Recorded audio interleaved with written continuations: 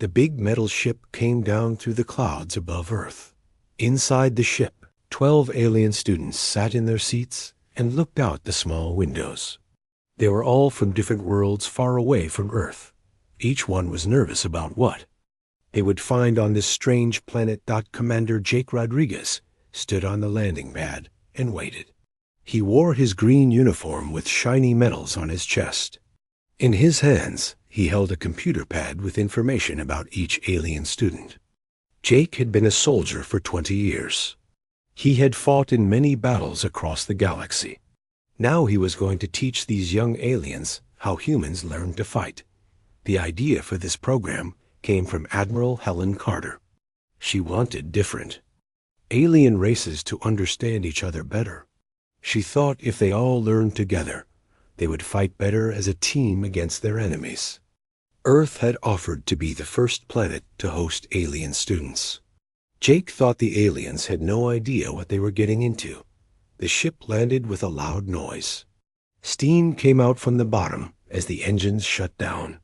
A door opened on the side, and a ramp came down. The alien students walked out slowly. Jake could see they were scared. The first group to come out were the Zalani. They looked like tall, thin people, but with long tentacles hanging from their heads instead of hair. The tentacles moved all the time, feeling the air around them. Their leader was a student named Thrix Ka. His tentacles were moving very fast, which Jake knew meant he was worried. Next came 2 aliens that looked like they were made of clear crystal. They were the Vorthan twins, Quen and Vex. They did not show emotions on their faces like humans did. Instead, colored lights moved through their crystal bodies. Right now, the lights were flashing quick and bright, which meant they were unsure about being here. A furry alien with a long tail came out next. He looked like a cross between a cat and a monkey. His name was Wisptail, and he was from a race called the Kethrin. His fur was standing up, which made him look bigger than he really was. This happened when his people were scared or ready to fight. The last student was very different from the others. It floated in the air like a jellyfish, swimming in water. Its body was see-through and had long parts that moved slowly.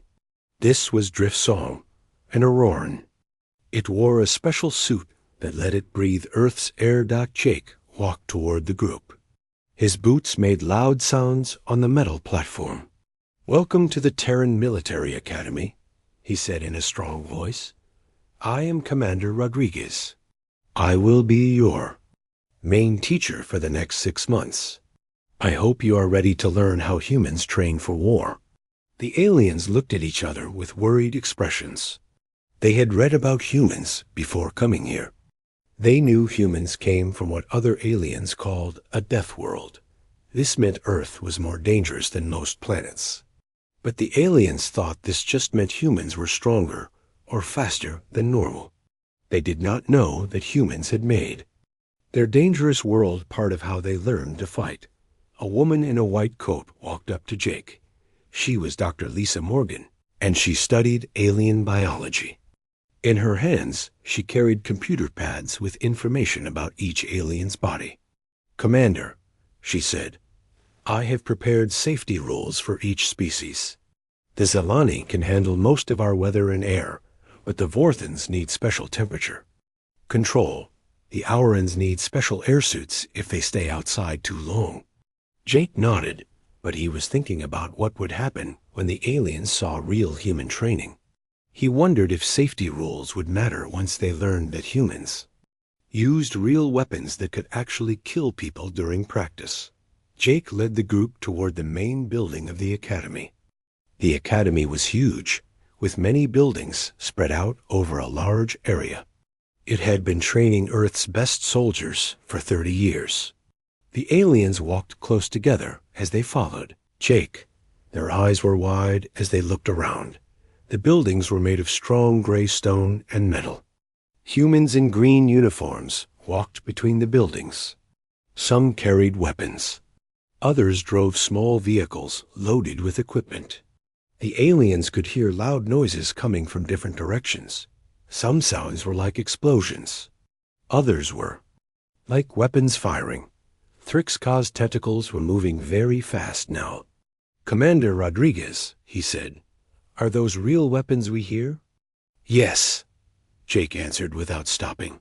"Students train with real equipment here. We believe practice should be as close to real fighting as possible."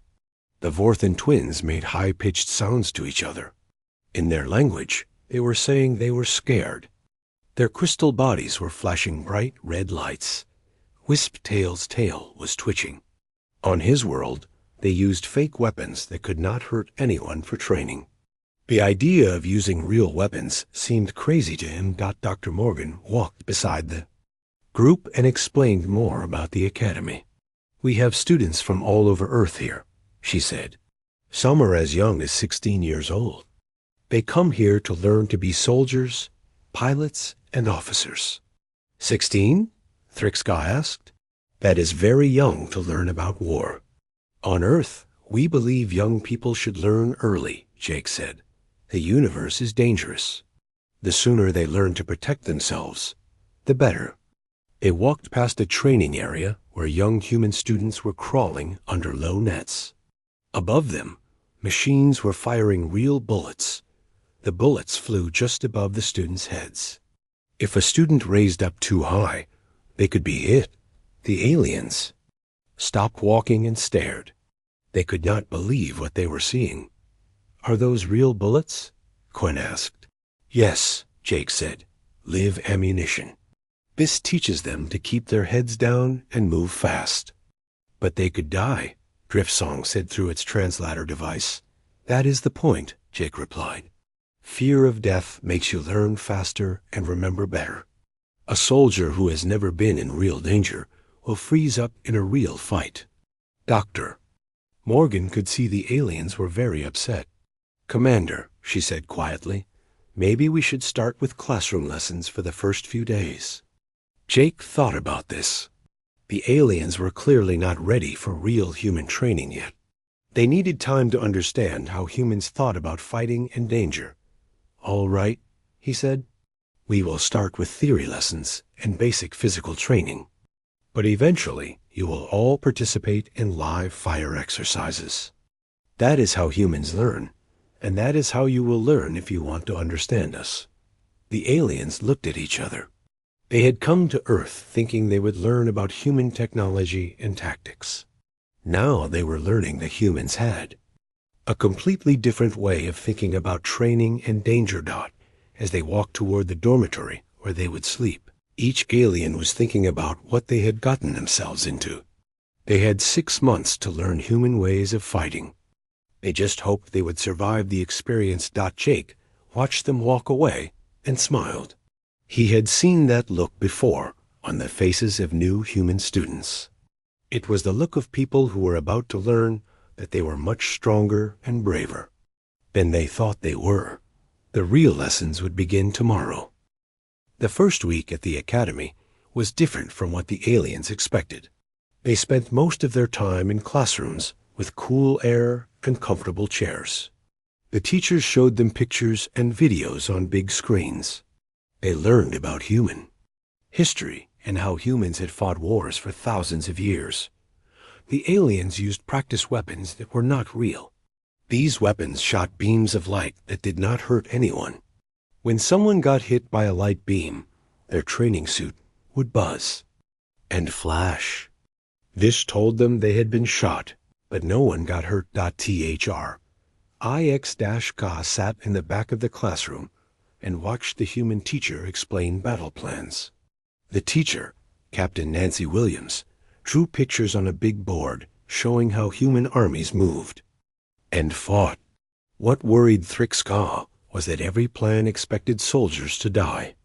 "In this battle," Captain Williams said, pointing to a drawing, "we lost 300 soldiers, but we won the fight." That was considered a good result. Thrixka's tentacles moved slowly as he thought about this.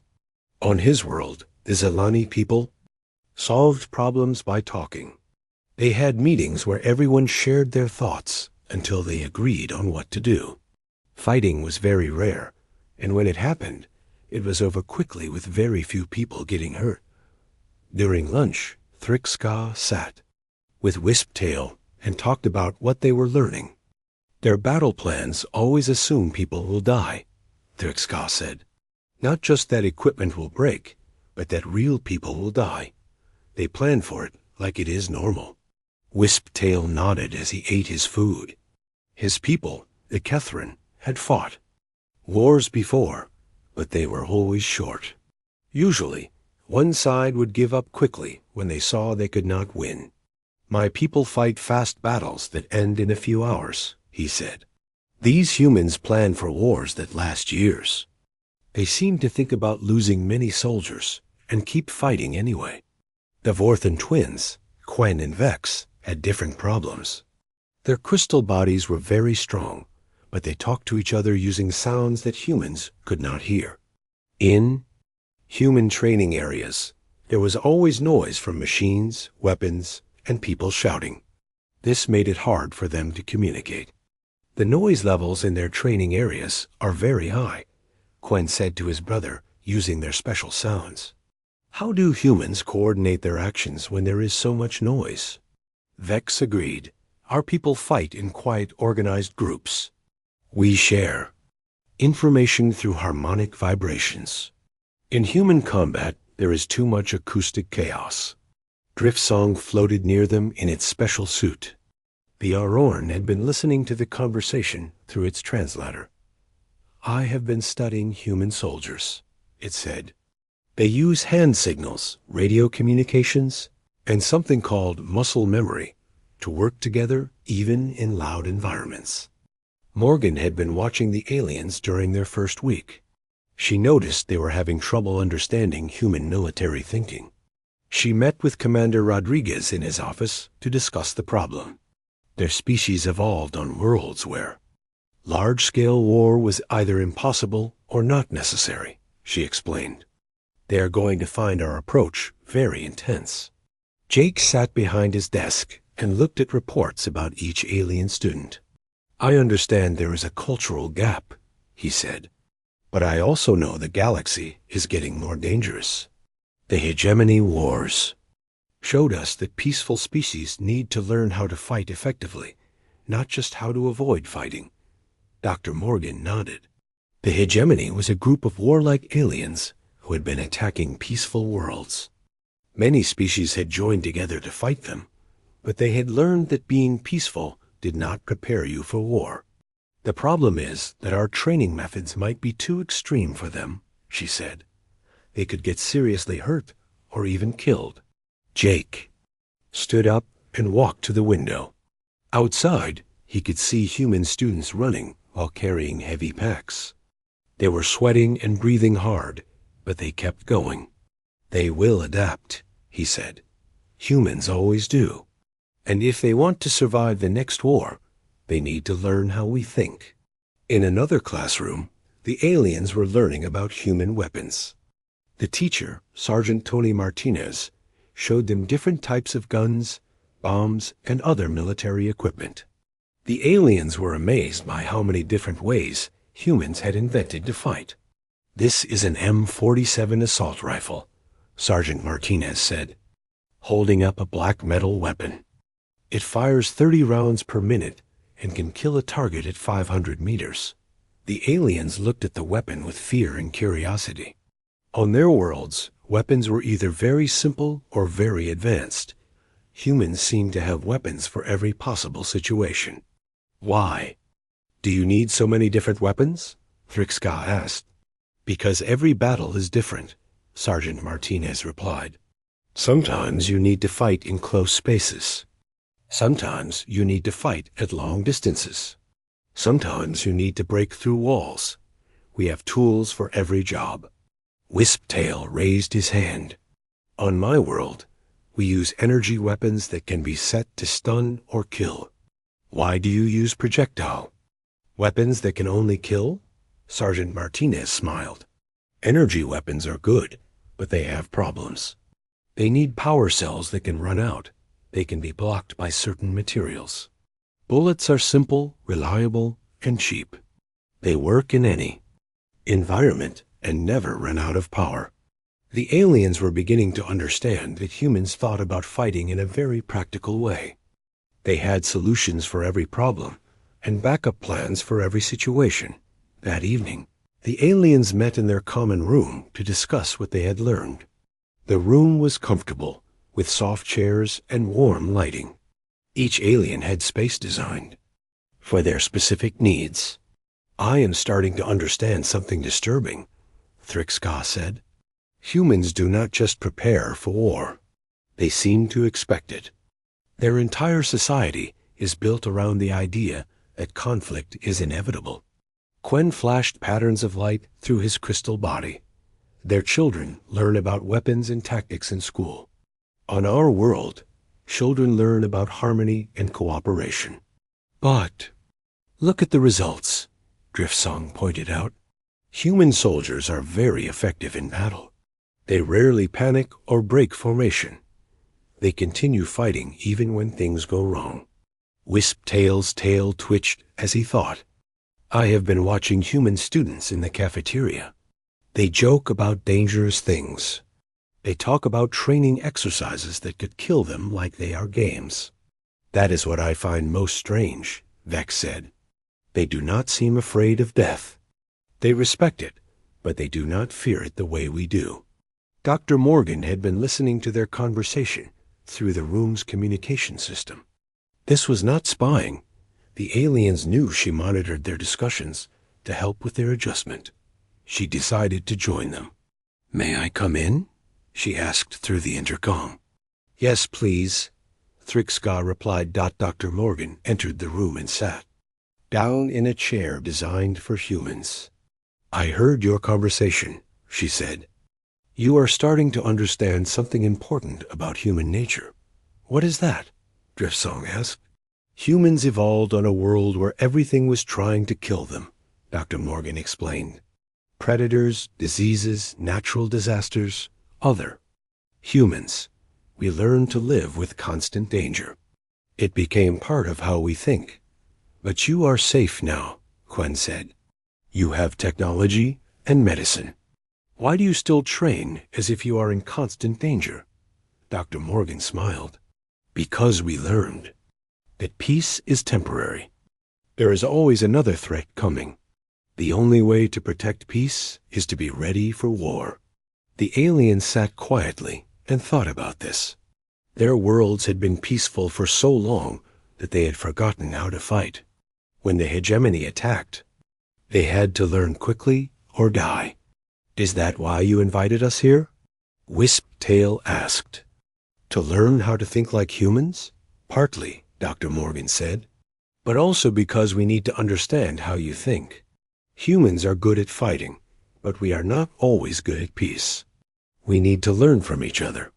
As the week ended, the aliens had learned much about human military theory. They understood human tactics and strategies, but they had not yet experienced what made humans so effective in battle. Commander Rodriguez had been patient with them, but he knew that real learning would not begin until they faced real danger. The next week, they would start physical training. They would learn that humans did not just study war. They lived it every day. The aliens went to sleep that night thinking about what they had learned. They had come to Earth expecting to learn about human technology. Instead, they were learning about human nature, and they were beginning to understand that the two things could not be separated. Tomorrow would bring new challenges. The classroom phase of their training was over. 2 weeks after arriving on Earth, the alien students were feeling more comfortable. They had learned about human military history and tactics. They had practiced with training weapons that used light beams instead of bullets. They thought they understood how humans trained for war. They were very wrong. At 6 o'clock in the morning, loudspeakers woke everyone up. "All students report to Training Ground Charlie in 15 minutes, the voice announced. "Bring your training gear and prepare for live fire exercises." The aliens got dressed quickly and met in the hallway. They were excited because they thought live fire exercises meant more advanced training with holographic enemies, or maybe energy weapons that felt more real. They walked outside into the cool morning air. Training Ground Charlie was a large area of natural land with hills, trees, and small buildings. It looked like a real battlefield, not like the clean training rooms they had been using. Commander Rodriguez stood waiting for them. Next to him were two other human instructors. Staff Sergeant Maria Santos was a tough-looking woman with short black hair and muscular arms. Lieutenant Ben Cooper was younger, but had the same serious expression that all human soldiers seemed to have. Today we work on situational awareness and target acquisition under stress, Rodriguez said. In his hands, he held a black metal weapon that looked heavy and dangerous. Each of you will move through a course while engaging multiple targets. The targets will fire back. The aliens looked at the weapons the humans were holding. They looked much more solid and real than the training weapons they had been using. Thrixka's tentacles went completely still, which happened when he was shocked. Commander, are you saying these weapons contain actual projectiles designed to cause lethal harm? That is correct, Cadet. Live ammunition, real explosives, genuine danger. That is how humans train focus. The Vorthing twins began making high-pitched sounds to each other. In their language, Quen was saying something that would translate to, "This is completely insane. They are going to kill us during training." Wisptail's fur stood up all over his body. He picked up one of the weapons and felt how heavy it was. On my world, we use simulation pods that provide complete sensory experience without any actual risk. Why would you use real weapons that could cause real death? Lieutenant Cooper stepped forward. He had been watching the aliens' reactions with interest, because simulation does not teach you what real fear feels like. Your enemy will not shoot fake bullets at you. When your life depends on making the right decision in 1 second, you need to have trained under real pressure. Dr. Morgan was watching from a safe bunker made of thick concrete. She spoke into her radio. "Commander, the aliens' stress indicators are extremely high. Perhaps we should start with rubber bullets or paint rounds?" Rodriguez shook his head. "Negative, Doctor. Half measures teach bad habits. They need to understand how humans actually train." The alien students watched in horror and fascination as Rodriguez demonstrated the course. He moved through the terrain like water flowing around rocks. Pop-up targets appeared from behind trees and buildings. Some targets were shaped like enemy soldiers. Others were just circles painted on boards. As Rodriguez moved, real bullets flew past his head. The aliens could hear the sharp crack of the bullets as they passed close to him. Some bullets came so close they could have touched his hair, but he never flinched or slowed down. His concentration was perfect.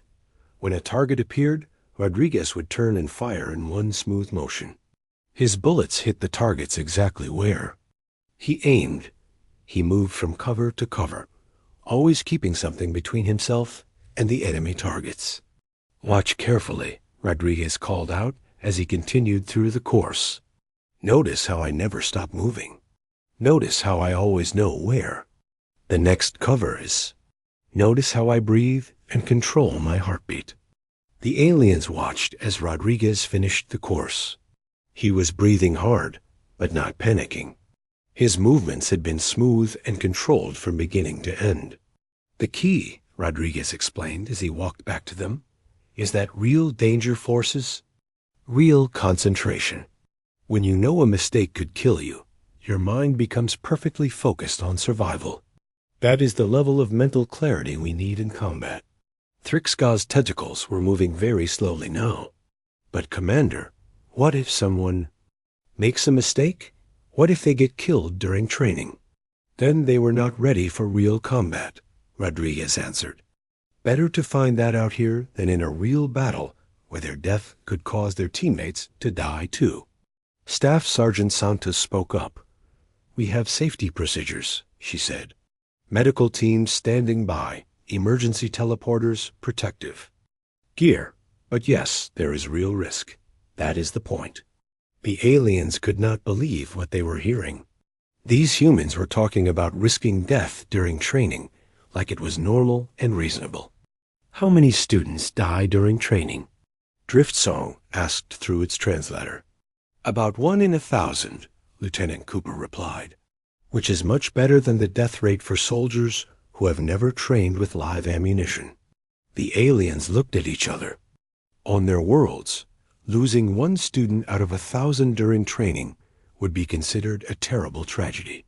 Here, humans seemed to think it was an acceptable cost. We will start with a modified course for you, Rodriguez continued. Dr. Morgan has designed safety protocols for each of your species. But the ammunition will still be real, and the danger will still be genuine. Dr. Morgan spoke through the radio again. The modified course has longer distances between the firing positions and the students. The ammunition has been reduced in power. Medical teams are positioned every 50 meters. But yes, there is still real risk. The aliens spent the next hour watching human students go through the course. Some were only 16 years old, barely adults by human standards. But they moved through the dangerous course with confidence and skill. The aliens noticed something interesting. The human students were not fearless. They were clearly afraid. But they functioned perfectly despite their fear. They made good decisions, moved efficiently, and hit their targets accurately. Look at that. Wisptail pointed to a young human woman who is halfway through the course. She is terrified, but she is still performing well. That is the difference, Rodriguez explained. Fear is not the enemy. Panic is the enemy. We teach our students to feel fear, but not be controlled by it. The human student finished the course successfully. She was shaking and covered in sweat, but she was smiling. Other students congratulated her and patted her on the back. How does she feel good about something so scary? Quen asked. Because she proved to herself that she can function under extreme pressure, Santis replied. That knowledge will help her for the rest of her life. The aliens began to understand that this was about more than just military training. This was about building mental strength and confidence. By surviving real danger, the humans learned that they were stronger than they thought. Tomorrow, you will begin your own live fire training, Rodriguez announced. Dr. Morgan will brief you on the safety procedures tonight. Get some rest. You will need it. As they walked back to their dormitory, the aliens were quiet. Each one was thinking about what they had seen and what they would have to do tomorrow. THRI-X-Ka broke the silence. I am beginning to understand why humans are so effective in battle. They do not just prepare for war. They make war a part of their daily experience. But is it worth the risk? Driftsong asked. Is being a better soldier worth the possibility of dying during training? Wisptail thought about this. On my world, we lost millions of people when the hegemony attacked, because we were not prepared for real war. Maybe a few deaths during training could have saved many more lives during battle. The Vorthan twins were having a private conversation using their light patterns. They were discussing whether their crystal bodies could handle the physical stress of live fire training. That night, Dr. Morgan met with each alien individually to explain the safety procedures. She showed them the special equipment that would protect them and the emergency systems that would help them if something went wrong. The goal is not to kill you, she explained. The goal is to put you under enough stress that you learn to think clearly despite fear. The live ammunition creates real consequences for mistakes, which forces your mind to focus completely. What if we refuse to participate? Thrixka asked. Then you will not understand how humans train, and you will not be able to work effectively with human soldiers, Dr. Morgan replied. This is not optional if you want to complete the program. The aliens went to sleep that night, knowing that tomorrow would change them forever. They would either learn to function under real danger, or they would learn that they were not ready for the harsh realities of war. Either way, they would understand something important about themselves and about the humans they had come to learn from. The real test was about to begin. The alien students spent the next several days preparing for their first live fire exercise. Dr. Morgan worked with the human instructors to create safety rules that would challenge the aliens without killing them. During this time, the aliens began to learn something that shocked them about human society. They discovered that live ammunition training was not unusual or extreme for humans. It was just normal. Thrixka was eating lunch in the cafeteria when he sat down next to a young human student. The human looked very young, maybe 18 years old. Her name was Amy Turner, and she had just graduated from the academy. How long? Have you been training with real weapons? Thrixka asked her. Amy thought about this while she ate her sandwich. I did my first live fire exercise when I was 16, she said. It was at summer camp on Mars. My little brother was only 14 when he did his first combat certification. It is just part of growing up. Thrixka's tentacles stopped moving completely. You give children access to lethal weapons as part of their education? Amy looked confused by the question. How else would they learn proper weapon safety? You cannot understand the responsibility that comes with a weapon until you have held one that could actually hurt someone. But children could die, Thrixka said. Sure, Amy agreed. But they could also die crossing the street or swimming in a lake. We teach them to do those things safely too. The key is good instruction and proper supervision. Thrixka realized that humans thought about danger in a completely different way than his people did. Zalani children were protected from any possible harm until they were adults. Human children were taught to handle dangerous situations while they were still young. The Vorthan twins were in the Academy's library, looking up information about human military history. They had access to thousands of documents and videos about how humans had fought wars over the centuries. Look at this progression. Vex showed his brother a holographic timeline.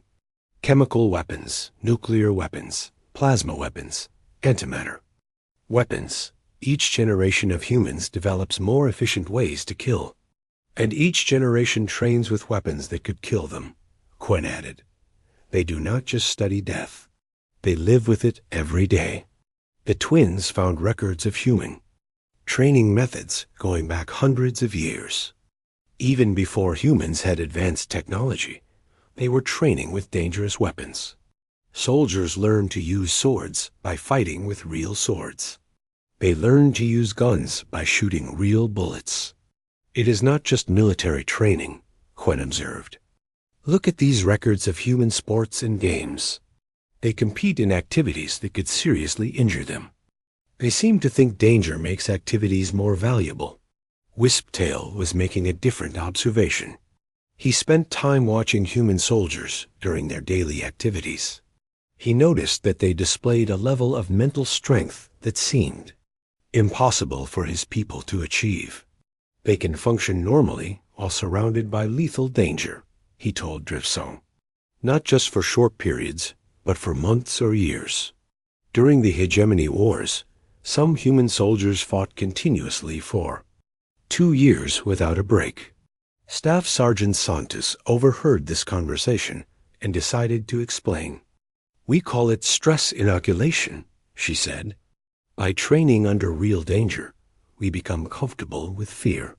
We learn to think clearly even when we might die. But how do you sleep at night? Driftsong asked. How do you relax when you know you could be killed at any moment? Santos smiled. The same way you relax when you know you could get sick or have an accident. Bad things might happen, but worrying about them all the time does not help. We prepare for danger, then we live our lives. The aliens began to understand that what they had thought was reckless disregard for life was actually a sophisticated psychological conditioning system. Humans were not careless about death. They were so familiar with it that they could function effectively in its presence. Dr. Morgan organized a special class for the aliens about human psychology. She brought in Dr. Kevin Park, a specialist in military mental health. Humans have a unique relationship with mortality, Dr. Park explained. Most species try to avoid thinking about death. Humans think about it constantly, plan for it, and prepare for it. Does this not make you sad or depressed? Thrixka asked. Sometimes, Dr. Park admitted, but it also makes us stronger. When you accept that death is always possible, you stop wasting time on unimportant things. You focus on what really matters. The aliens learned that human soldiers went through psychological training as well as physical training. They learned techniques for controlling fear, making decisions under pressure, and maintaining morale during difficult times. The live fire training is just one part of a larger system, Dr. Park continued. We also use sleep deprivation, hunger, extreme temperatures, and other stressors to prepare soldiers for real combat conditions. You deliberately make your soldiers suffer? Quen asked. We make them experience controlled suffering in a safe environment, Dr. Park replied. This prepares them for uncontrolled suffering in a dangerous environment. A soldier who has never been hungry, cold, or exhausted will not perform well when those conditions occur in battle. The aliens were beginning to see that human training was not just about learning to use weapons. It was about learning to function as a human being under the worst possible conditions. That evening, the aliens met in their common room to discuss what they had learned. The room felt very comfortable and safe compared to the training areas they had been visiting. I think I understand now, Wisptail said. Humans do not train for war. They train for survival. War is just one type of survival challenge. But they seem to enjoy it, Driftsong observed. I have watched human students after they complete dangerous training. They are happy and excited. They celebrate surviving danger. Thrixka had been thinking about this. Maybe that is how they cope with living on a dangerous world. They turn survival into a game or sport. This makes the danger feel less threatening. There is more to it than that, Vex said. I have been studying human brain chemistry. When they successfully survive a dangerous situation, their brains release chemicals that make them feel good. They are literally rewarded for surviving danger. The aliens realized that humans had evolved not just to survive in dangerous environments, but to thrive in them. Danger did not just make them stronger. It made them happier. Dr. Morgan joined them for their evening discussion. She had been monitoring their progress and was pleased with how well they were adapting to human concepts. You are beginning to understand the Deathworld mindset, she said. Humans evolved on a planet where everything was trying to kill them. We learned to live comfortably with mortal danger. But Earth is safe now, Thrixka pointed out. You have eliminated most of the dangerous animals and natural disasters. Why do you still train as if you are in constant danger? Because the universe is still dangerous, Dr. Morgan replied. The hegemony wars taught us that peace is temporary. There will always be new threats. The only way to protect our peaceful life is to remain ready for war. The aliens thought about their own worlds. Before the hegemony attacks, they had lived in peace for centuries. They had forgotten how to fight and had nearly been destroyed because of it. Is that why you use live ammunition for training? Driftsong asked. Because you cannot maintain readiness without real danger? Exactly, Dr. Morgan confirmed. Simulation training is useful for learning techniques, but it cannot prepare you for the mental stress of real combat. Only real danger can do that. The aliens went to sleep that night with a new understanding of human nature. They had learned that humans were not just skilled fighters, they were skilled survivors. Everything about human society was designed to prepare for and survive dangerous situations. Tomorrow, they would begin their own live fire training. They would learn whether they could adapt to the human way of thinking about danger and death. But first, they had to decide whether they wanted to. The human approach was effective, but it required accepting a level of risk that their peoples had never considered acceptable. Each alien had to choose, remain safe and limited, or become dangerous and capable. The choice would define not just their training, but their entire future as soldiers and as individuals. The real test was not just about surviving live fire training. It was about becoming the kind of person who could survive anything. After a week of preparation, the alien students were finally ready to attempt their modified live fire exercise. Dr. Morgan had worked with the human instructors to create a course that would be challenging, but not impossible for the aliens to complete. The course was shorter than the human version. The targets were farther away, and the bullets were smaller and slower. Medical teams were positioned every 20 meters instead of every 50. But the ammunition was still real, and the danger was still genuine. Commander Rodriguez stood with the aliens at the starting line. "Remember what you have learned," he said. "The goal is not to be perfect.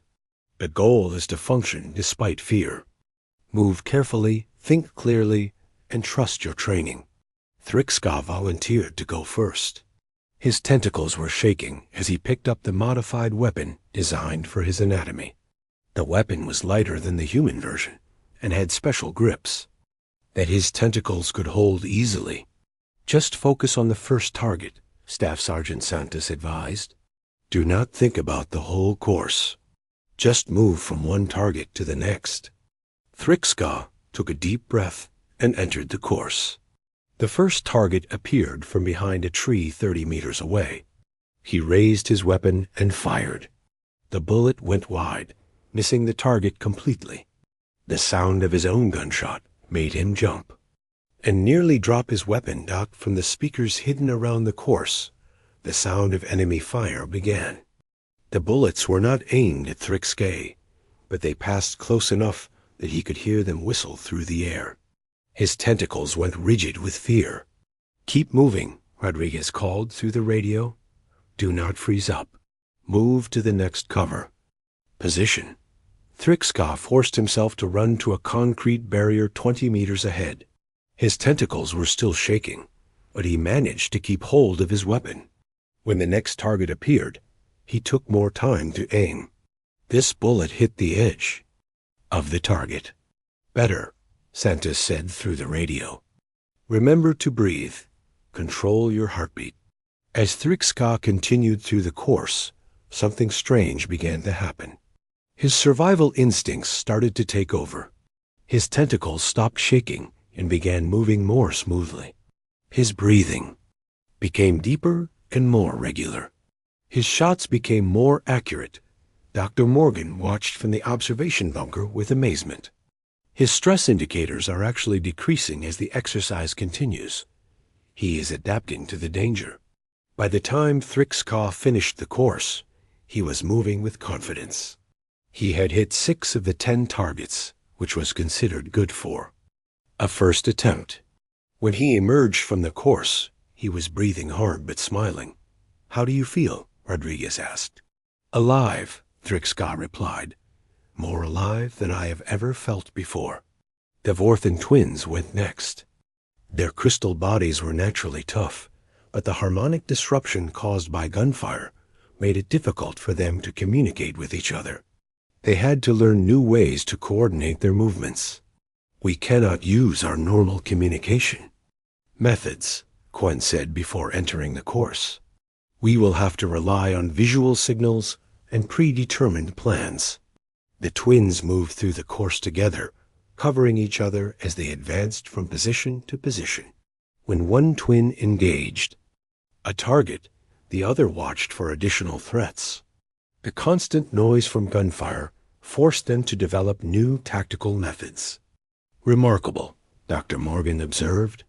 "The acoustic disruption is forcing them to become more versatile soldiers."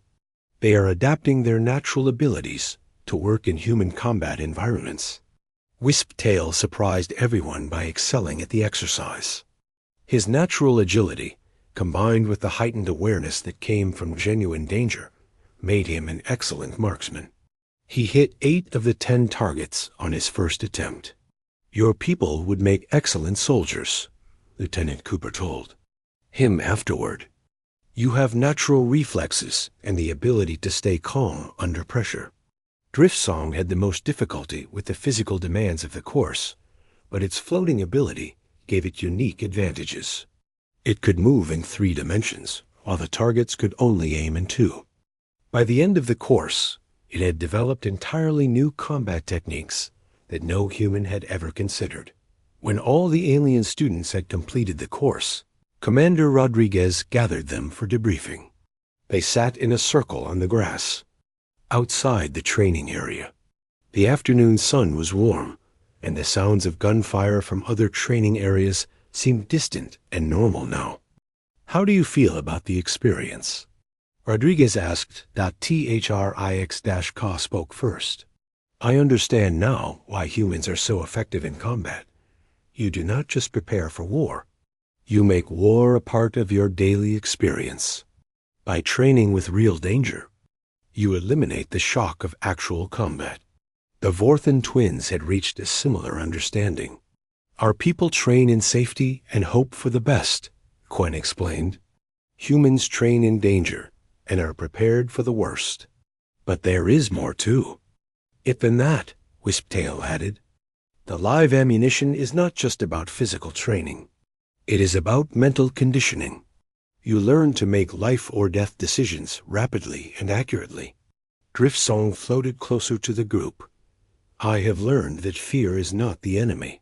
Paralysis is the enemy. Humans teach their soldiers to function despite fear, not to eliminate fear entirely." Dr. Morgan nodded with approval. "You are beginning to understand the Deathworld mindset. Humans evolved on a planet where everything was trying to kill them, so they learned to live comfortably with mortal danger." Over the following weeks, the alien students continued their training with increasing confidence. They participated in night exercises, urban combat simulations, and survival training. Each exercise used real weapons and genuine danger, but the aliens were no longer terrified by this. Instead, they began to appreciate the mental clarity that came from training under real pressure. They learned to make better decisions, move more efficiently, and work more effectively as a team. "The fear makes you focus," Thrix-Ka wrote in his personal log. "When you know that a mistake could kill you, your mind becomes perfectly clear. You stop worrying about unimportant things and concentrate completely on survival." The aliens also began to understand why human soldiers were so mentally resilient. By training constantly with the possibility of death, they became comfortable with their own mortality. This freed them from the paralyzing fear that affected soldiers who had never faced real danger. As the exchange program neared its end, the alien students were required to complete a final exercise. This was a full-scale combat simulation that lasted 3 days and involved cooperation between human and alien teams. The exercise took place in a mountainous region 200 kilometers from the academy. Both humans and aliens were equipped with real weapons and had to accomplish specific objectives while being opposed by instructor teams using equally real weapons. During the exercise, the aliens discovered that they could now work effectively alongside human soldiers. They understood human tactics and could function in the chaotic, dangerous environment that humans considered normal for combat. "You have learned to think like Deathworlders," Commander Rodriguez told them on the final day. "You understand that survival requires constant readiness for danger." When the alien students returned to their homeworlds, they carried with them a new understanding of their human allies. They had learned that humans were not fearless warriors who enjoyed violence. Instead, they were careful survivors who prepared constantly for the worst possible situations. The final reports submitted to the Galactic Defense Coalition noted that human training methods, while initially appearing reckless, actually represented a sophisticated understanding of combat psychology. The recommendation was that all coalition species should study human military training techniques, even if they could not fully implement them. Thrickska, in his official report, wrote, "We came to Earth expecting to learn about human technology and tactics. Instead, we learned about human nature. They are not fearless. They are so familiar with fear that it cannot paralyze them. They do not ignore death. They train with it until it becomes just another factor in their calculations. This is why humans are such formidable allies and such dangerous enemies. They have made peace with their own mortality." Several months after the aliens returned home, their governments began implementing modified versions of human training techniques. The results were remarkable. Soldiers who had been trained under genuine stress showed significantly improved performance in actual combat situations. The humans were pleased that their methods were finally being recognized as sophisticated rather than simply savage. Commander Rodriguez, in his final report, noted that the alien students had adapted remarkably well to human training methods. "This proves that the Deathworld mindset can be learned," he wrote. "It is not just a product of evolution. It is a way of thinking that can be taught to any species willing to accept the risks involved." The exchange program was declared a tremendous success. Plans were made to expand it to other coalition species and to establish permanent human training facilities on allied worlds. But perhaps the most important result was that the galaxy began to understand something crucial about humanity. Humans were not just lucky survivors from a dangerous world. They were master teachers of the skills needed to survive in a dangerous universe. The aliens had learned that humans used live ammunition to train focus, not because they were reckless, but because they understood that real preparation